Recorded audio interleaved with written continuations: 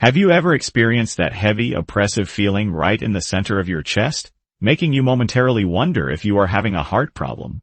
We live in a fast-paced modern world where we juggle endless deadlines and overwhelming responsibilities, often convincing ourselves that this crushing pressure will eventually ruin our health.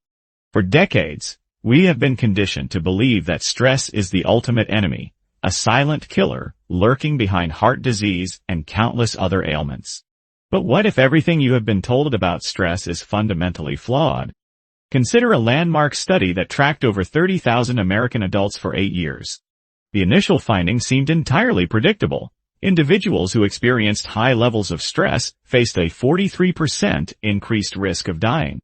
However, when researchers dug deeper, they uncovered a shocking twist. That increased mortality risk applied only to those who believed that stress was harmful to their health.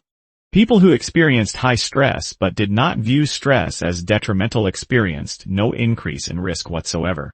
In fact, their mortality rate was the lowest of anyone in the entire study, even lower than those who reported experiencing very little stress. This revelation implies that believing stress is bad for you could statistically rank among the leading causes of death.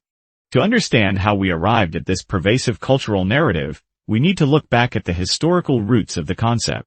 In the 1930s, medical researcher Hans Selye pioneered the study of stress, discovering that organisms exhibit a fixed set of physiological responses when facing threats. Selye outlined 3 stages of the general adaptation syndrome: the alarm phase marked by adrenaline surges, the resistance phase where the body attempts to adapt under chronic energy consumption, and the exhaustion phase where the system collapses under prolonged strain. Later on, Selye refined his model to distinguish between eustress, a beneficial, motivating state of alertness, and distress, which represents a paralyzing, uncontrollable state of fear. Yet, the plot thickens when we examine cognitive psychology. In 1966, psychologist Richard Lazarus proposed a revolutionary perspective. Stress is not an entirely objective external force, but rather a product of how we interpret our circumstances. The exact same event can be perceived either as a manageable challenge or an existential threat, depending entirely on whether we believe we possess the resources to cope with it. Therefore, the determinant of whether stress destroys us or empowers us is not the event itself, but our subjective appraisal of it. This mindset shift is brilliantly demonstrated through controlled laboratory experiments, such as those utilizing the Trier social stress test. Participants are subjected to intense social evaluation, forced to deliver impromptu speeches before critical judges, and perform high-pressure mental arithmetic. Before undergoing this grueling test, one group is given a simple mindset reframe. They are taught that a racing heartbeat is not a sign of impending panic, but rather the body mobilizing resources to deliver blood and oxygen more efficiently to the brain and muscles. They learn that physical arousal is a biological preparation tool designed to help them rise to the occasion. The results of this psychological shift are profound.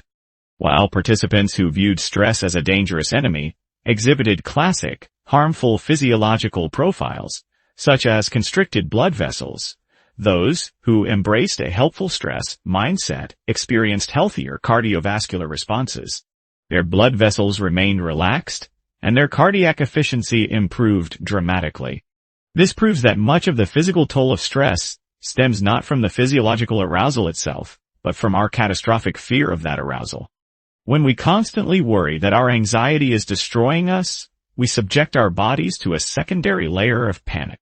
Furthermore, nature has embedded a powerful biological safeguard directly into our stress response system. Beyond adrenaline and cortisol, stress triggers the release of oxytocin, frequently mischaracterized exclusively as a bonding hormone. In reality, oxytocin is an integral component of our biological stress response. When oxytocin surges, it biologically compels us to seek out social connection, driving us to reach out to trusted friends or family members when we are struggling. It serves as a built-in antidote, signaling that we are not meant to shoulder burdens entirely alone. However, if we subscribe to the toxic cultural myth that stress is a shameful sign of weakness, we actively lock this natural remedy out. Ultimately, reframing your relationship with stress is not about practicing naive positivity or pretending that traumatic life events are inherently pleasant. Rather, It is about recognizing that stress is your body's intelligent way of signaling that something important is happening and marshaling all available resources to help you conquer the challenge. When you look at your racing pulse and heavy breathing, not as an internal malfunction, but as your biology cheering you on, the entire paradigm shifts.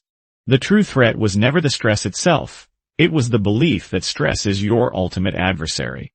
By transforming that belief, you unlock an innate resilience that turns pressure into your greatest asset. Like and subscribe for more cognitive insights.